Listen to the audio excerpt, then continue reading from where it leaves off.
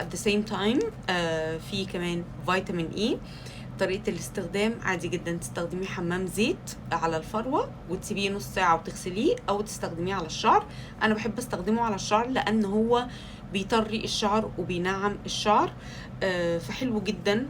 ده كان بس موجود بره، فهو بقى عندنا دلوقتي في مصر، وسهل جدا انك تلاقيه، وما تخشيش تاخدي شاور من غير ما تاخدي حبة كده وتحطيهم على شعرك او على فروة راسك ايا كان نوع شعرك، علشان يديله كده ترطيب ويديله لمعة حلوة ويغذي الشعر. فزيت أملة is a very great option من باراشوت، وطبعا كلكم عارفين باراشوت. هو كمان في منه حجمين، وزي ما انا قلت لكم سهل جدا ان انتوا تلاقوه في السوبر ماركت او تلاقوه اونلاين، وخطوه حلوه جدا قبل الشامبو. يعني انا بحب ان انا اخد منه حبه كده واحطهم على شعري والف شعري كحكه كده، ممكن البس كاب علشان الفروه كده